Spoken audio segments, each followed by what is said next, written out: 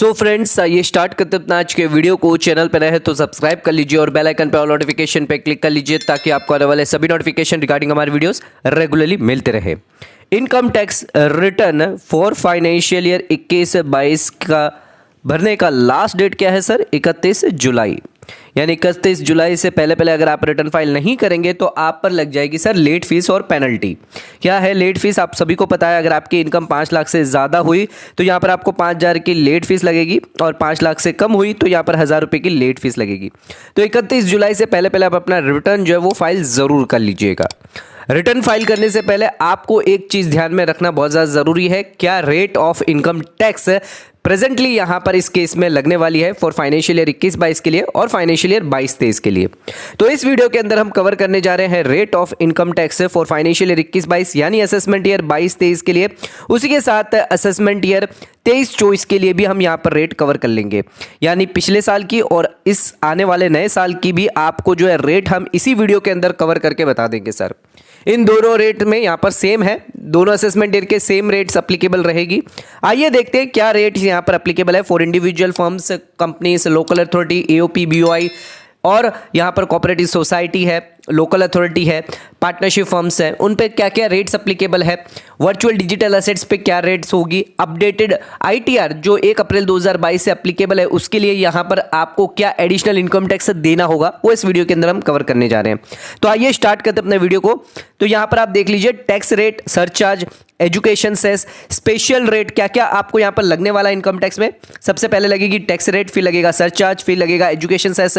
कुछ special rates भी होती है, कुछ रिबेट्स और रिलीफ भी आपको दी जाती है इनकम टैक्स में जो कैटेगरी वाइज ऑफ पर्संस को दी जाती है, जैसे इंडिविजुअल है, एचयूएफए फर्म्स है, AOP, company, cooperative society, local authority, AOP, BOI, artificial judicial person for income tax liable for financial year 21-22 और फाइनेंशियल ईयर 22-23 के लिए।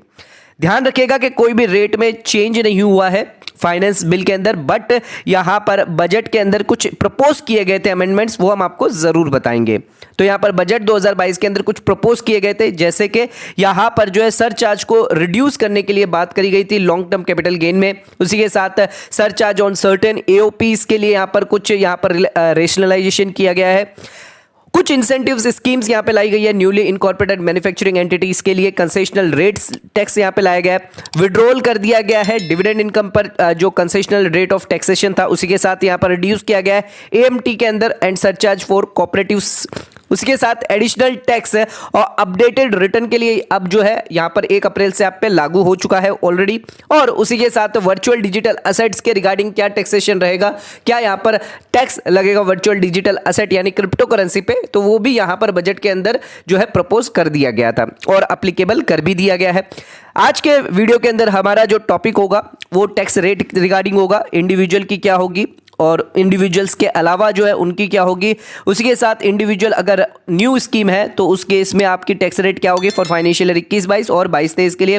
कंपनीज की क्या होगी, पार्टनरशिप फर्म्स की टैक्स रेट क्या होगी, लोकल अथॉरिटी, कोऑपरेटिव सोसाइटी। उसी के साथ यहाँ पर कोऑपरेटिव सोसाइटी के लिए क्या स्पेशल रेट ऑफ टैक्स है, एएमटी कोऑपरेटिव सोसाइटी के लिए एएमटी पे क्या टैक्स लगने वाला है और एडिशनल टैक्स जो अपडेटेड आईटीआर जो है, जो नया फॉर्म आया हुआ, नया यहाँ पर रिटर्न आया है, आप अपडेटेड आईटीआर भर सकते हैं 2 सालों की, जहां पर आप रिटर्न फाइल करने के बाद भी यहां पर कर सकते हैं। तो उस केस में आपको क्या एडिशनल इनकम टैक्स लगेगा और वर्चुअल डिजिटल एसेट्स पे क्या टैक्सेशन लगेगा। तो ये सभी पॉइंट इस वीडियो में कवर करने वाले हैं। वीडियो को एंड तक जरूर देखिएगा और चैनल को सब्सक्राइब जरूर कर लीजिएगा। तो आ जाते सबसे पहले बात करते हैं इंडिविजुअल के लिए क्या स्लैब रेट रहेगी, क्या टैक्स रेट रहने वाली है इंडिविजुअल, चाहे वो रेसिडेंट हो, नॉन रेसिडेंट हो, फाइनेंशियल ईयर 21-22 और 22-23 के लिए। तो ध्यान रखिएगा अगर आप इंडिविजुअल है अदर देन सीनियर सिटीजन और सुपर सीनियर सिटीजन की बात करते हैं तो अप टू 2.5 लाख तक आपकी नील रहने वाली है। 2.5 लाख से 5 लाख तक आपकी 5% और 5 लाख से 10 लाख आपकी 20% और अबाउट 10 लाख आपकी 30% रहने वाली है। यानी 2.5 से 5 लाख यानी 2.5 लाख पर आपकी कितनी लगेगी, ये जो अगर 2.5 लाख पे होगी 5% तो 2.5 लाख का डिफरेंस है, तो 2.5 लाख पे आपको कितनी लगेगी सर? 12,500 पे लगेगी सर। ठीक है। उसके बाद 5 पे 10 लाख यानी 5 लाख रहेगा, 5 लाख पे आपको 20%, 5 लाख पे आपको 20% यानी 1 लाख रुपए यहां पे लगेगा। उसके बाद अगर 10 लाख के ऊपर जाता है तो 30% डायरेक्टली आपको लग जाएगा। तो ध्यान रखिएगा, आपको 12,500 इस स्लैब के अंदर देना है। इसके अंदर अगर आप आएंगे 12,500 मैक्सिमम हम आपको बता रहे हैं। 5 लाख से 10 लाख आप आते हैं तो 1 लाख तक आपका मैक्सिमम टैक्स यहां पर लगेगा। इस स्लैब के अंदर आएंगे 12,500 समझ लीजिए आपकी यहां पर 6 लाख हो गई है, तो यहां पर 12,500 और यहां पर जो 1 लाख आपका हुआ, तो 1 लाख पे 20% यानी 20,000 यानी 32,500 का आपको जो है टैक्स देना पड़ेगा सर। 32,500 का आपका टैक्स देना पड़ेगा। जो सेकंड स्लैब है, थर्ड स्लैब जो है 5 लाख से 5 लाख का यहाँ पर दिखा रहा है 20%, तो 5 लाख पे आपको 1 लाख आपका हुआ है, 6 लाख ने जैसे हमने इनकम बताई है, तो 1 लाख पे आपको 20% यानी 20,000 हुआ आपको।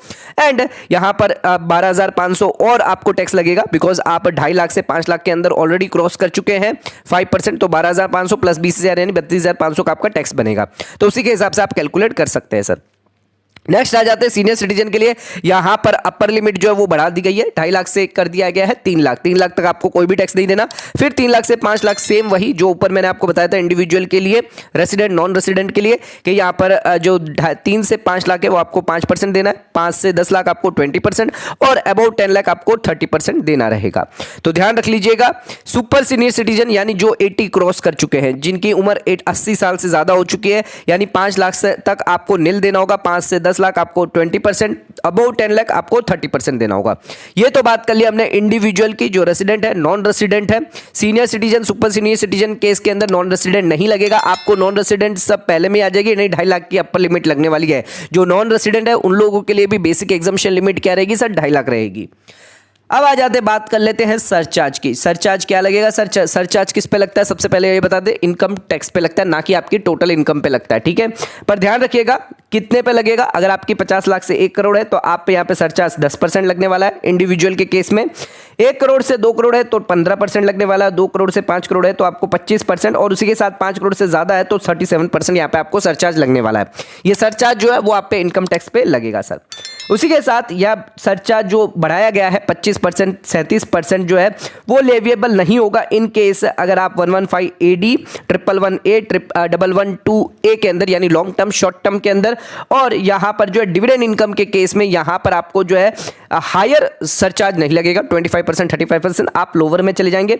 मैक्सिमम सरचार्ज जो लगने वाला है वो आपको 15% लगने वाला है 115 के अंदर, जो नॉन रेसिडेंट रिगार्डिंग होते हैं। तो यहां पर मैक्सिमम आपको कितना लगेगा सर? 15% लगेगा। नेक्स्ट आ जाते हैं, बजट 2022 के अंदर प्रपोज किया गया था सरचार्ज जो है section long term capital gain के लिए, यहां पर मैक्सिमम 15% लगाया जाए फॉर असेसमेंट ईयर 23-24 से। तो लॉन्ग टर्म कैपिटल गेन अगर आप लिस्टेड इक्विटी शेयर्स करते हैं तो मैक्सिमम सरचार्ज इस केस में कितना लगेगा? 15%। उसके अलावा other long term capital gain है तो वहां पर जो है 37% लगता है। बट बजट 2022 के अंदर प्रपोज किया गया, कैप रखा गया, एक लिमिट रखी जाए सरचार्ज के लिए। लॉन्ग टर्म कैपिटल गेन जो अराइज होता है एनी टाइप ऑफ एसेट्स वो 15% ही रखा जाए, उससे ज्यादा मैक्सिमम नहीं रखा जाए। उसी के साथ यहां पर बजट में एक और चीज प्रपोज करी गई थी एओपी के लिए, कि इनके लिए भी सरचार्ज जो है 15% रखा जाए, जो अप्लीकेबल हो जाएगा आपके लिए असेसमेंट ईयर 23-24 से। नाउ आइए देखते हैं मार्जिनल रिलीफ क्या होती है सर। बहुत इंपॉर्टेंट है मार्जिनल रिलीफ जानना। एक एग्जांपल के थ्रू मैं अगर आपको समझाऊं, अगर आपकी रिसिप्ट 1 करोड़ है प्लस 1 लाख है, इस पे आप इनकम टैक्स कैलकुलेट कर लीजिए, जो भी आपका इनकम टैक्स आता है सर, और यहां पर समझ लीजिए वो इनकम टैक्स आपका 1 करोड़ पे आप गिन लीजिए। सबसे पहले इनकम टैक्स कितना आपका आता है? 30% समझ लीजिए, 30 लाख पे मैं गिन लेता हूं, 30% मान के चलता हूं, मैं हायर स्लैब में लेके चलता हूं। तो 1 करोड़ पे आपने 30 लाख गिन लिया, और 1 लाख पे आपने 30% और गिन लिया। सर कितना हो गया सर आपका ये? 30,000। तो आपका यहां पर इनकम टैक्स कितना हुआ टोटल? 30,30,30,000। ये कितना हुआ सर? 30,30,000 हुआ इस पे। बट अगर मैं इसको टोटली गिनता हूं विद सरचार्ज के साथ यहां पर गिनता हूं, तो उस केस में ये 30,30,000 से ज्यादा चला जाता है, यानी ये 30,30,000 से हायर चला जाएगा। तो यहां पर जो है हायर चला गया है, अगर सरचार्ज में गिनूं इसके अंदर, तो यहां पर जो है 30,30,000 से ज्यादा, बिकॉज 1 करोड़ के ऊपर जो है सरचार्ज लग जाएगा आपको। तो यहां पर उस केस में ये 30,000 ना होकर समझ लीजिए ये हो गया आपका 90,000। तो यानी 30,000 की इनकम के सामने, 1 लाख की इनकम के सामने आपका जो है यहां पर 1.5 लाख अगर हो जाता है टैक्स, तो उस केस में ये 50,000 की आपको मार्जिनल रिलीफ मिल जाएगी सर। तो यहां पर 50,000 की मार्जिनल रिलीफ मिल जाएगी। क्यों मिल जाएगी? बिकॉज 1 करोड़ के ऊपर आपका सरचार्ज लग जाता है। 1 करोड़ तक आप जो है नॉर्मल टैक्स के हिसाब से गिनिएगा, विदाउट सरचार्ज के हिसाब से अगर हम गिनते हैं 1 लाख की जो रिसिप्ट ऊपर जाती है और विद सरचार्ज के साथ गिनते हैं, तो अगर जो इनकम हमारी है 1 लाख की, अगर उससे ज़्यादा का टैक्स जाता है तो बाकी का बैलेंस जो है 50,000 वो आपका यहाँ पर जो है मार्जिनल रिलीफ आपको मिल जाएगी। यानी 1 लाख से ज़्यादा का जितनी इनकम है उससे ज़्यादा आपको टैक्स नहीं लगेगा। तो यह है basic concept of marginal relief. इसको कभी डिटेल में हम आपको वीडियो में जरूर बताएंगे। तो यहाँ पर 50 लाख से 1 करोड़ की लिमिट है, 1 करोड़ से 2 करोड़ की, 2 करोड़ से 5 करोड़ की, 5 करोड़ से ऊपर की, तो अलग अलग अलग यहाँ पर सरचार्ज के अंदर दी गई है, ध्यान रखिएगा। नेक्स्ट आ जाते हैं हेल्थ एंड एजुकेशन सेस। आपको 4% हेल्थ एंड एजुकेशन सेस यहाँ पर लगेगा ही लगेगा। नेक्स्ट आ जाता है रिबेट। रिबेट सिर्फ इंडिविजुअल को यहाँ पर मिलेगा जो रेसिडेंट होंगे। 5 लाख तक आपको यहाँ पर बेनिफिट मिलेगा। आपकी इनकम जो है 5 लाख से ज्यादा नहीं होनी चाहिए, तो आपको यहाँ पर रिबेट मिल जाएगा 87A का जो है। एंड उसी के साथ यहाँ पर जो 12,500 या जितना भी आपका इनकम टैक्स आता है, 10,000 आता है तो मैक्सिमम आपको 10,000 अलाउड होगा। 12,500 तक मैक्सिमम, यानी 2.5 लाख से लेके 5 लाख तक मैंने ऑलरेडी आपको बताया कि 12,500 का टैक्स होता है, तो पूरा का पूरा आपको रिबेट मिल जाएगा। पर अगर आप 5 लाख से ज्यादा गए तब उस केस में आपकी जो स्लैब लिमिट है वो वापस 2.5 लाख हो जाएगी। नेक्स्ट आ जाते हैं, अब आ जाते देख लेते हैं इंडिविजुअल के बाद है HUF, AOP, BOI, artificial judicial person. इन लोगों के लिए क्या टैक्स रेट लेने वाली है? तो इन लोगों के लिए 2.5 लाख की लिमिट रहेगी, 3 लाख की, चाहे वो सीनियर सिटीजन हो कोई भी हो, उससे कोई फर्क नहीं पड़ता। यहां पर लिमिट रहने वाली है सर 2.5 लाख की। तो 2.5 लाख पे निल है, 2.5 से 5 पे 5%, 5 से 10 20%, और 10 लाख के ऊपर हुआ तो 30%। सरचार्ज हेल्थ एजुकेशन सेम रहेगा, सेम रेट रहेगी जो इंडिविजुअल में हमने डिस्कस करी थी। नेक्स्ट आ जाते हैं स्पेशल रेट, यानी न्यू स्लैब रेट क्या रहने वाली है सर 115BAC के अंदर फॉर फाइनेंशियल ईयर 21-22-23 के लिए। तो ऑलरेडी हम आपको बता देंगे कि 2.5 लाख तक आपकी निल रहेगी, फिर आपको वापस 2.5 लाख इसको ऐड करते जाना है। 2.5 लाख आप ऐड करते जाएंगे तो आपकी नई स्लैब आती जाएगी सर। सिंपल एंड शॉर्ट है, यहां पर ज्यादा आपको दिमाग नहीं लगाना। 2.5 लाख तक मैक्सिमम आप 15 लाख तक ले लीजिए, और यहां पर आप 5-5% बढ़ाते जाइए सर। मैक्सिमम आप 5-5% यहां पे बढ़ाते जाएंगे तो आपकी आ जाएगी मैक्सिमम 30%। तो 2.5 लाख तक आपकी निल रहने वाली है। 2.5 से 5 आपकी 5%, 5 से 7.5 आपकी 10%, 7.5 से 10 लाख आपकी 15%, 10 से 12.5 आपकी 20%, और 12.5 से 15 आपकी 25, और 15 के ऊपर गई तो आपकी 30% लगने वाली है। हेल्थ एंड एजुकेशन से सेम रहेगा, रिबेट जो भी है सेम रहने वाली है जो हमने इंडिविजुअल के अंदर डिस्कस करी थी। उसी के साथ यहां पर आपको जो है एग्जम्पशन जो है नहीं मिलेगा, डिडक्शन यहां पे नहीं मिलेगा अगर आप न्यू स्लैब रेट में जाते हैं तो।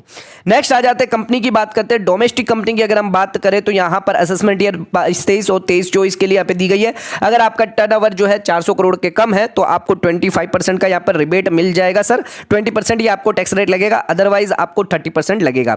उसी के साथ यहां पर सरचार्ज की बात करें 1 करोड़ से 10 करोड़ के बीच में आपको लगेगा 7%, और 10 करोड़ के ऊपर आपको कंपनी के डोमेस्टिक कंपनी के केस में लगेगा 12%। एजुकेशन सेस की बात करते हैं तो 4% सभी पे लगेगा। स्पेशल रेट्स की बात करते हैं डोमेस्टिक कंपनी को, यहां पर 115 BA के अंदर यहां पर बेनिफिट मिल सकता है 25%, 22% और 15%। उसके लिए कुछ कंडीशन आपको सेटिस्फाइड करनी पड़ेगी, वो भी आप जो है देख सकते हैं। तो ये जो है प्रपोज किया गया था फॉर असेसमेंट ईयर 22-23 और सब्सिक्वेंट असेसमेंट ईयर के लिए। यहां पर सरचार्ज आपको फ्लैट 10% लगेगा एंड एजुकेशन सेस आपको 4% लगेगा सर। नेक्स्ट यहां पर डोमेस्टिक कंपनी है, अगर ऑप्ट आउट करती है नई स्कीम के लिए जो मैंने अभी आपको डिस्कस किया, तो आपको मैट एप्लीकेबल नहीं होगा। मैट के लिए यहां पर ध्यान रखिएगा, मैट जो है वो एप्लीकेबल है 15% रेट पे। अगर आप मैट के हिसाब से जाते हैं, अगर न्यू स्कीम के हिसाब से नहीं जाते तो आपको 15% मैट लगने वाला है। उसके अलावा आप IFC से जुड़े हुए सेंटर से तो आपको मैट 9% लगने वाला है। नाउ देख लेते हैं डिविडेंड के रिगार्डिंग 115BBD के लिए डिविडेंड इनकम के लिए जो है यहां पर कंसेशनल रेट जो है 15% डिविडेंड के लिए रहेगा। अगर इंडियन कंपनी को यहां पर फॉरेन कंपनी से डिविडेंड मिलता है तो यहां पर जो है अगर 26% से ज्यादा आपने इक्विटी होल्ड करके रखा हो तो आपके लिए रेट रहेगी सर 15%। ध्यान रखिएगा डिविडेंड डिस्ट्रीब्यूशन टैक्स ऑलरेडी खत्म कर चुके हैं यहां पर, तो यहां पर शेयर होल्डर्स पे applicable rate of dividend tax लग जाएगा सर। नेक्स्ट आ जाते हैं फॉरेन कंपनी की बात कर लेते हैं। अगर आप रॉयल्टी रिसीव करते हैं गवर्नमेंट से, इंडियन कंसर्न से, तो आपको 50% टैक्स देना होगा, और अदर देन फॉरेन इनकम है, फॉरेन कंपनी की कोई इनकम है तो यहां पर 40% लगेगा। सरचार्ज आपके लिए है 1 करोड़ से 10 करोड़ के बीच में 2%, 10 करोड़ के ऊपर गया तो 5% यहां पे लगेगा। एजुकेशन सेस आपके लिए 4% रहेगा सर। उसी के साथ आ जाते हैं बात करते हैं पार्टनरशिप फर्म और LLP के लिए, यहां पर टैक्स रेट लेने वाली है 30%। सरचार्ज आप पे रहेगा 12%। अगर आपकी इनकम एक्सीड कर जाती है 1 करोड़ से ज्यादा, मार्जिनल रिलीफ आपको यहां पर मिल जाएगी। जैसे ही सरचार्ज हमने ऑलरेडी बता दिया है कि 1 करोड़ से ज्यादा की आपकी इनकम होती है, समझ लीजिए 1 करोड़ 1 लाख, तो अब उस पर आप विदाउट सरचार्ज पहले इनकम टैक्स गिनिए, फिर सरचार्ज के हिसाब से गिनिएगा। तो उस केस में अगर आपकी 1 लाख से ज्यादा का टैक्स बनता है, जैसे ही 1 लाख आपका गया ऊपर और उससे ज्यादा का अगर आपका, या समझ लीजिए 1.5 लाख का आपका इनकम टैक्स बन जाता है 1 करोड़ के ऊपर, तो उस केस में आपको 50,000 की मार्जिनल रिलीफ यहां पे मिल जाएगी। एजुकेशन सेस यहां पर 4% रहने वाला है। लोकल अथॉरिटी की बात कर लेते हैं, 30% यहां पर टैक्स स्लैब रखने वाली है आपकी। सरचार्ज आपका 1 करोड़ से ज्यादा होगा तो 12% यहां पे लगने वाला है, मार्जिनल रिलीफ आपको मिल जाएगी अगर सरचार्ज एप्लीकेबल है। उसी के साथ हायर एजुकेशन सेस आपको 4%, हायर एजुकेशन ये सभी के लिए सेम रहेगा। अब बात कर लेते हैं कोऑपरेटिव सोसाइटी की। कोऑपरेटिव सोसाइटी अप टू 10,000 तक आपको 10% लगना है, 10 से 20,000 आपको 20%, 20,000 के अबव हुआ तो 30% आपको लगना है सर। सरचार्ज की बात करें 1 करोड़ से ज्यादा हो तो आपको 12% लगना है। यहां पर मार्जिनल रिलीफ भी आपको जो है अवेलेबल दी गई है। उसी के साथ यहां पर जो है फॉर असेसमेंट ईयर 23-24 के लिए कोऑपरेटिव सोसाइटी के लिए सरचार्ज जो है वो प्रेजेंटली 12 to 7% यहां पर रखा गया है। तो आपके लिए अगर आपकी जो टोटल इनकम 1 करोड़ से ज्यादा है पर अप टू 10 करोड़ तक है, तो यहां पर 1 करोड़ से 10 करोड़ के बीच में आपको 7% का सरचार्ज देना है और 10 करोड़ के ऊपर हुआ तो आपको 12% का सरचार्ज देना है। मार्जिनल रिलीफ आपके लिए अवेलेबल रहेगी। एजुकेशन से हम ऑलरेडी बात कर चुके हैं, 4% रहने वाला है। अब आ जाते हैं cooperative society special tax rate के बारे में। अगर आपकी इनकम कहीं से भी हो कोऑपरेटिव सोसाइटी के 22% आपको देना है, ना कि मैक्सिमम आपको जो है 30% जो अलाउड था वो नहीं देना, आपको मिनिमम जो है 22% देना, बट उसके लिए कुछ कंडीशन है, ये ध्यान में रख लीजिएगा कि आपने न्यू सेक्शन एप्लीकेबल है। एंड यहां पर जो ऑप्शन आपने लिया है, एक बार अगर आप एक्सरसाइज करेंगे उसको बाद में आप विड्रॉ नहीं कर पाएंगे। उसी के साथ यहां पर जो आपको डिडक्शन एग्जम्पशन कुछ भी नहीं मिलेगा इस केस के अंदर। एंड यहां पर जो है आप जो सोसाइटी है ऑप्ट करती है सेक्शन को यहां पर कैरी फॉरवर्ड या सेट ऑफ नहीं कर सकती एएमटी क्रेडिट को, जो भी एप्लीकेबल होगा एसएससी के लिए। नेक्स्ट आ जाते हैं अल्टरनेट मिनिमम टैक्स के बारे में। ऑन कोऑपरेटिव सोसाइटी आप पे लगेगा 18.5% अल्टरनेट मिनिमम टैक्स, बट यहां पर जो है टैक्सेशन लॉ के हिसाब से इसको रिड्यूस करके 15% कर दिया गया है। तो एएमटी जो है वो आपके लिए एप्लीकेबल हो जाएगा फॉर असेसमेंट ईयर 23-24 के लिए और assessment year subsequent assessment year के लिए। नेक्स्ट बात कर लेते हैं एडिशनल टैक्स जो आप पे लगने वाला है सेक्शन 140B के अंदर, जो आपने अगर ऑप्ट करते हैं अपडेटेड आईटीआर के लिए, तो यहां पर बजट 2022 के अंदर अनाउंस कर दिया गया है न्यू सेक्शन 140B, जिसके अंदर आप जो है यहां पर अपडेटेड आईटीआर फाइल कर सकते हैं विद एडिशनल इनकम टैक्स के साथ है।